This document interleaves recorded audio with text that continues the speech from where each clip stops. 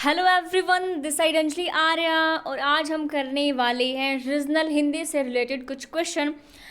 जैसे कि हम करते हैं हिंदी प्लस रीजनल हिंदी के क्वेश्चन, उसमें रीजनल हिंदी के क्वेश्चन भी मिक्स होते हैं। लेकिन आज की क्लास में हिंदी के क्वेश्चनों का तो कोई काम है ही नहीं। रीजनल हिंदी जो कि 10 नंबर की वेटेज रखती है, उसी से रिलेटेड सारे क्वेश्चंस यहाँ पर होने वाले हैं। तो फटाफट से क्लासेस का टाइम टेबल मैं आपको बता देती हूँ। जो मंडे है उसमें आपका जनरल पेपर रहने वाला है। 10 question general awareness, reasoning, ICT, English plus Hindi, ये हम कर चुके हैं। ये टास्क हमारा कंप्लीट हो चुका है। और अगर ट्यूसडे की बात करूँ तो ट्यूसडे को स्पेशल होगा, जिसमें आपका हॉस्टल वार्डन का एडमिनिस्ट्रेटिव एप्टीट्यूड प्लस एक्ट से रिलेटेड कुछ क्वेश्चन आएंगे। और अगर दूसरी तरफ बात करें तो टीचिंग एप्टीट्यूड प्लस पैरागोजी के क्वेश्चन आएंगे। ये टास्क हमारा कंप्लीट हो चुका है। और मैं वेडनेसडे की बात करूँ तो स्पेशल सजेशंस आपके होंगे। ये टास्क भी मैंने कंप्लीट कर लिया है। जो सजेशंस थे आपके जैसे इन फर्दर आपके कुछ भी सजेशन होते हैं, आपको एक दिन पहले ही बताना है। अगर आप टेलीग्राम पर नहीं भी हो और आप कमेंट में सजेशन देना चाहते हो कि मैडम ये टॉपिक हमें इंपॉर्टेंट लग रहा है, इस पर वीडियो बनाए, क्वेश्चन आने की संभावना है, तो भी आप मुझे कमेंट में सजेस्ट कर सकते हो। मैं उस पर भी वीडियोज़ बनाऊँगी, ठीक है।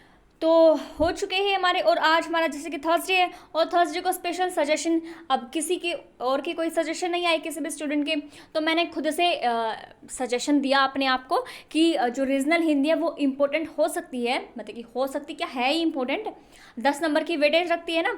तो सारे के सारे जो क्वेश्चन है वो रीजनल हिंदी से रिलेटेड है। बहुत मेहनत करके, मुशक्क़त करके मैंने इनको बनाया है। और आपका एक ही फ़र्ज़ बनता है कि ज़्यादा से ज़्यादा मोटिवेट करें, अपने प्यारे प्यारे हाथों से प्यारे प्यारे कमेंट करें। बस लाइक करो, शेयर करो, सब्सक्राइब करो, मत करो, बस सिलेक्शन ले लो, लेकिन कमेंट मिलता, हौसला मिलता है ना। तो अगर फ्राइडे की बात करूँ तो फ्राइडे को लैंग्वेज रहने वाला, जिसमें हिंदी प्लस इंग्लिश रहने वाला है। अनसन पैसेज जो है हिंदी के अपठित गद्यांश और इंग्लिश के अनसन पैसेज, हिंदी के अपठित गद्यांश दोनों एक वीडियो में आएंगे। और हिंदी प्लस इंग्लिश जो मिक्स है वो एक वीडियो में आएंगे। और उसके बाद रीजनल हिंदी के कुछ क्वेश्चंस वो अलग से वीडियो में आ जाएंगे। 3 वीडियोस फ्राइडे को होंगी। अगर सैटरडे की मैं बात करूँ तो रीजनिंग प्लस आईसीटी, जिसके 20 क्वेश्चन रहने वाले हैं, उनकी थ्योरी या फिर प्रैक्टिस कुछ भी कर लेंगे ना, जो आपको सही लगेगा। उसके बाद संडे को डाउट सेशन जो है, जैसे मेंटल हेल्थ का एक टॉपिक, पिछले संडे को हमने मेंटल हेल्थ में करा था सुसाइड वाला टॉपिक, क्योंकि आज के टाइम पर ये कुछ ज़्यादा ही है ना। तो इस हिसाब से हमने मेंटल हेल्थ के ऊपर बात करी थी, जिसमें सुसाइड हमने डिस्कस करा था। तो क्या होता है, कैसे होता है ना, लोगों की क्या क्या धारणाएं हैं इसके बारे में, और कैसे हमें अपने आप को सेफ रखना है। तो चलिए बिना देरी के स्टार्ट कर लेते हैं। पहला क्वेश्चन हमारा इतना प्यारा क्वेश्चन है, कहता है कि भारत में हिंदी दिवस कब मनाया जाता है, बताइए। कुछ मुश्किल है इसमें, है रीजनल हिंदी आपने सिलेक्ट किया है, तो इस क्वेश्चन का आंसर तो बड़ी ही तेजी से आप देने वाले हो, है ना। भारत में हिंदी दिवस कब मनाया जाता है? 14 सितंबर, 15 सितंबर, 13 सितंबर, 20 सितंबर। बता दीजिए यहाँ पे जो है करेक्ट क्या रहने वाला है। तो ये तो बहुत ईजी क्वेश्चन, आप सभी को पता है। तो यहाँ पर जो भारत में हिंदी दिवस है वो 14 सितंबर को मनाया जाता है। इसमें कोई दिक्कत, कोई परेशानी आपको होने वाली नहीं है। तो अब कहते हैं कि भारत में हिंदी दिवस मनाने का कारण क्या है, क्यों मनाया जाता है हिंदी दिवस, क्या ज़रूरत पड़ गई हिंदी दिवस मनाने की। तो कहते हैं कि भारत की संविधान सभा ने 14 सितंबर को हिंदी को भारत की आधिकारिक भाषा के रूप में मान्यता दी थी, या यह राज्य भाषा को बढ़ावा देने और प्रचार प्रसार करने के लिए मनाया जाता है। तो आपका एक सही है, या 2 सही है, या दोनों ही सही है, या इनमें से कोई भी सही नहीं है। तो बता दीजिए यहाँ पे करेक्ट क्या रहने वाला है। तो मेरे हिसाब से तो मुझे दिख रहा है कि आपका ए भी सही होगा, बी भी सही होगा, क्योंकि भारत की जो संविधान सभा है वो 14 सितंबर को हिंदी भारत की आधिकारिक भाषा उसके रूप में मान्यता दे दी गई थी। तो उसके बाद अगर दूसरे की बात करें तो राजभाषा को बढ़ावा, उसका प्रचार प्रसार करने के लिए ही तो हम हिंदी दिवस को सेलिब्रेट करते हैं। तो यहाँ पर जो आपका ए और बी दोनों ही यहाँ पे करेक्ट हो जाएंगे। सी ऑप्शन यहाँ पे करेक्ट है। अगर अगले क्वेश्चन की बात करें तो अगला क्वेश्चन कहता है कि निम्नलिखित में से कौन सी दुनिया की सबसे अधिक बोली जाने वाली भाषा है। यहाँ पर मार खाने वाले हो आप, है ना। थोड़ा कंफ्यूजिंग क्वेश्चन आ गया है कि निम्नलिखित में से कौन सी दुनिया की सबसे अधिक बोले जाने वाली भाषा है। स्पेनिश, हिंदी, चीनी, अंग्रेजी। तो ये 4 आपके सामने प्यारे प्यारे छुटकू छुटकू ऑप्शन दे रखे हैं। यहाँ पे बता दीजिए करेक्ट क्या रहने वाला है। तो बिल्कुल यहाँ पर जो है आपका चीनी करेक्ट रहने वाला है, चाइना की चीनी। ठीक है, सबसे अधिक बोली जाने वाली भाषा चीनी है। अगर एक्सप्लेनेशन देखें तो कहते हैं कि दुनिया में 1.3 बिलियन से अधिक बोलने वालों के साथ चीनी दुनिया में सबसे अधिक बोले जाने वाली भाषा है। इनमें से 1.1 अरब जो है मदारिन में बात करते हैं, जो भी है। ठीक है, यहाँ पे आपका जो चीनी करेक्ट रहने वाला है। अगर अगले क्वेश्चन की बात करें तो अगला क्वेश्चन कहता है कि भारतीय भाषाओं के बारे में सही कथन आपको चुनना है। कहता है कि भारतीय अंग्रेजी जैसी इंडो यूरोपीय भाषा परिवार की भाषा बोलते हैं। दूसरा कहता है कि भारतीय जो है वो भाषाई इंडो ईरानी भाषाओं का हिस्सा है। भारतीय भाषाएं इंडो आर्यन नामक उपसमूह से आती है। मैंने आपकी क्लास ली थी एक रीजनल हिंदी से रिलेटेड, जिसमें मैंने आपको सारे जो भाषा परिवार हैं वो पढ़ाए थे, मुझे याद है, अच्छे से पढ़ा रखे हैं मैंने। तो यहाँ पे बता दीजिए आपका 1, 2, 3, 1, 2 और 3, और यहाँ पे 1 और 2 कौन सा ऑप्शन यहाँ पे करेक्ट रहने वाला। 3 स्टेटमेंट आपकी दी गई है और आपको बताना है पहली स्टेटमेंट सही है, दूसरी सही है, पहली और दूसरी सही है, या फिर पहली, दूसरी और तीसरी सही है। तो बता दीजिए यहाँ पे करेक्ट क्या होने वाला है। तो मेरे हिसाब से आप सभी ने यहाँ पे आंसर दे दिया होगा और मोस्ट ऑफ ने सब ने करेक्ट आंसर यहाँ पे करा है। तो बिल्कुल यहाँ पे 1, 2 और 3 करेक्ट रहने वाला है। तो यहाँ पे एक्सप्लेनेशन दे रखी है कि भारतीय इंडो यूरोपीय भाषा परिवार से संबंधित भाषा बोलते हैं, जिसमें अंग्रेजी भी हमारी शामिल होती है। तो भारतीय भाषाएं जो है इंडो ईरानी भाषाओं का हिस्सा है, जो इंडो आर्यन नामक एक उपसमूह बनाती हैं। अगर अगले क्वेश्चन की बात करें तो बड़ा ही प्यारा इंटरेस्टिंग क्वेश्चन है। कहता है कि हिंदी पर मुख्य प्रभाव किस भाषा का माना जाता है, किस पर हमारी हिंदी का प्रभाव माना जाता है। तो हमारे जो हिंदी आज हम बोल रहे हैं, ये भी हम हिंदी में ही बात कर रहे हैं। तो इसमें सबसे जो मेन प्रभाव है वो किस भाषा का माना जाता है। संस्कृत, प्राकृतिक, फारसी और अरबी, किसी का भी गलत नहीं होना चाहिए। ये क्वेश्चन बड़ा ही प्यारा शानदार क्वेश्चन है। तो यहाँ पे आपका जो करेक्ट रहने वाला है वो है संस्कृत, है ना। आपके जो वेद हैं पुराने, कितने वेद हैं आपके बताओ? 4 है, 3 है, 10 हैं, कितने वेद हैं?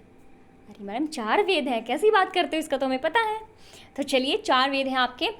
तो हिंदी पर जो मुख्य प्रभाव है, जो आपके वेद हैं संस्कृत में लिखे गए, तो हिंदी पर सबसे ज़्यादा जो इम्पैक्ट पड़ा है वो संस्कृत का पड़ा है।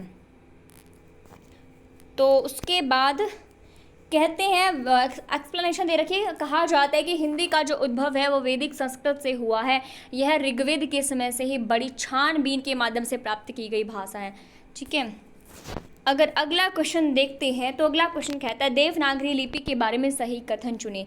ये क्वेश्चन तो मैंने आपको रटवा रखा है मेरे हिसाब से, अगर रेगुलर आप वीडियोस को फॉलो कर रहे हो तो देवनागरी लिपि के बारे में सही स्टेटमेंट आपको चुनी है। कहते हैं कि इसे नागरी भी कहा जाता है, जिसका अर्थ होता है बाएं से दाएं। यहाँ पे मैं एक चीज़ आपको क्लियर कर देती हूँ, ये है आपका दायां, ये है आपका बायां, और ये कहते हैं कि इसका अर्थ है बाएं, यहाँ से ऐसे चलना है, बाएं से दाएं चलना है।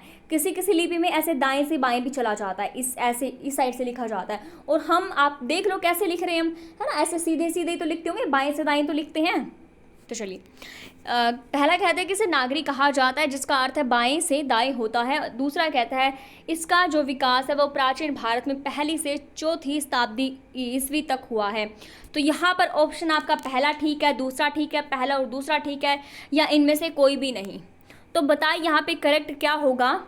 तो यहाँ पर जो आपका करेक्ट रहने वाला है वो आपका 1 और 2 दोनों ही सही है, क्योंकि इसको नागरी भी कहा जाता है और बाएं से दाएं इसमें लिखा जाता है। और इसका जो डेवलपमेंट है वो पहली से 4वीं शताब्दी में बहुत ज़्यादा जोरों शोरों से था। तो चलिए, यहाँ पर आपका सी करेक्ट रहने वाला है।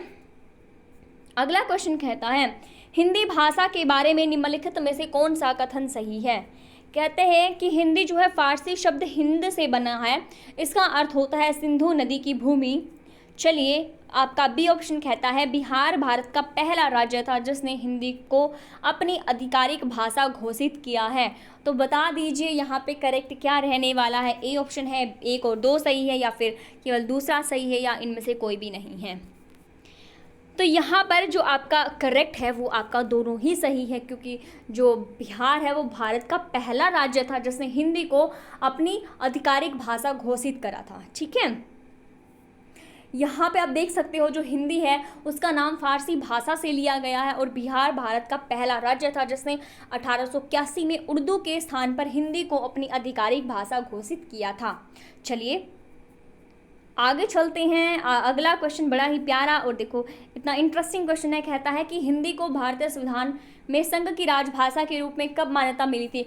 एग्जाम में क्वेश्चन बन सकता है यहाँ से, ठीक है, तो आप इसको तो बड़े ही अच्छे से याद कर सकते हो ना। हिंदी को भारतीय संविधान में संघ की राजभाषा के रूप में कब मान्यता मिली थी। 14 सितंबर 1949 को, 14 सितंबर 1948 को, डेट बिल्कुल सेम दे रखी है 14 सितंबर, ठीक है। आपका जो सन है वो चेंज कर दिया गया है, 1949 है, 48 है, 53 है, 50 है। तो बता दीजिए यहाँ पे करेक्ट क्या रहने वाला है। तो बिल्कुल यहाँ पर जो आपका करेक्ट है वो आपका पहला ही ऑप्शन करेक्ट है, 14 सितंबर 1949 जो है यहाँ पे करेक्ट रहने वाला है। तो अगला क्वेश्चन अगर हम देखें, अगला क्वेश्चन कहता है कि आचार्य महावीर प्रसाद द्विवेदी ने किस पत्रिका के माध्यम से खड़ी बोली हिंदी को परिष्कृत और परिमार्जित होता है मॉडिफाई करने में महत्वपूर्ण भूमिका निभाई है। कहते हैं कि जो आचार्य महावीर प्रसाद का नाम तो आप सभी ने सुना ही होगा, है ना, कितने फेमस है ये, है ना। आपने हिंदी पढ़ी है तो मुझे नहीं लगता कि आपने इनका नाम नहीं सुना होगा। तो कहते हैं कि किस पत्रिका के माध्यम से इन्होंने जो खड़ी बोली है उसको खड़ी बोली हिंदी को थोड़ा सा अच्छा बनाया है और मॉडिफाई करने में बहुत मेन रोल प्ले करा है। तो कौन सी पत्रिका थी वो आपकी चांद थी, सुधा थी, आपकी सरस्वती थी या फिर प्रताप थी। तो यहाँ पर जो आपका बढ़िया और मस्त जो ऑप्शन मेरे को दिख रहा है वो सरस्वती दिख रहा है। तो फिर देरी किस बात की, सरस्वती टिक कर दो, है। तो यहाँ पे जो है सरस्वती करेक्ट रहने वाला है, ठीक है, सरस्वती पत्रिका।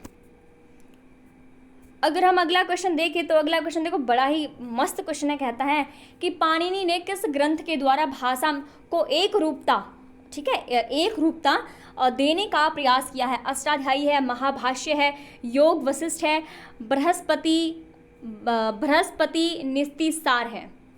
तो बताएं हम, मुझे तो बहुत अच्छे से पता है, मतलब कि हम सबको पता है अच्छे से कि जो पाणिनि है उसका नाम किसके साथ आता है, उसका नाम अष्टाध्यायी के साथ आता है ना। तो पाणिनि ने क्या लिखा, अपना अष्टाध्यायी लिखा है। तो बस देर किस बात की, कर दो ये ऑप्शन टिक, है। बताओ क्या सोच रहे हो। अष्टाध्यायी पाणिनि ने किस ग्रंथ के द्वारा भाषा को एक रूपता देने का प्रयास किया है। तो अष्टाध्यायी यहाँ पे जो है वो करेक्ट रहने वाला है। अगर मैं बात करूँ अगले प्यारे से क्वेश्चन की तो कहता है कि पुरानी हिंदी को किस भाषा का समानार्थक माना जाता है। प्राकृतिक, अपभ्रंश, पाली, लौकिक, संस्कृत। बहुत बार इस क्वेश्चन को मैंने डिस्कस करा है रीजनल हिंदी में भी, और जो हमारी हिंदी प्लस रीजनल हिंदी की जो सीरीज़ है उसमें भी बहुत बार इस क्वेश्चन को मैंने बताया है। तो आप इतना तो कष्ट कर ही सकते हो, है ना, अपनी तैयारी को थोड़ा ऊपर वाले लेवल तक पहुंचाने के लिए। तो आपको क्या करना है, आपको इस आंसर के बारे में, ठीक है, जितनी भी आपके पास नॉलेज है वो अपनी सारी की सारी नॉलेज भर देनी है कमेंट बॉक्स में, है ना। तो फिर जो आगे हमारी रीजनल हिंदी की क्लास होगी या फिर हिंदी प्लस रीजनल हिंदी की क्लास होगी तो वहाँ पर हम देखते हैं ये इसका करेक्ट आंसर क्या है और किस किस ने सही दिया है और क्या इसमें मॉडिफाई हम कर सकते हैं, ठीक है। तो ये बताना है आपको, ये आपका होमवर्क है। पुरानी हिंदी को किस भाषा का समानार्थक माना जाता है। प्राकृतिक, अपभ्रंश, पाली और लौकिक, संस्कृत, ठीक है। तो चलिए अगर आपको वीडियो अच्छी लगी है, पसंद आई है, तो भाई लाइक शेयर सब्सक्राइब तो बनता ही है। वैसे आपको बस सिलेक्शन ले लेना है, वही मेरे लिए लाइक शेयर और सब्सक्राइब ही है। तो चलिए, थैंक्स फॉर वॉचिंग।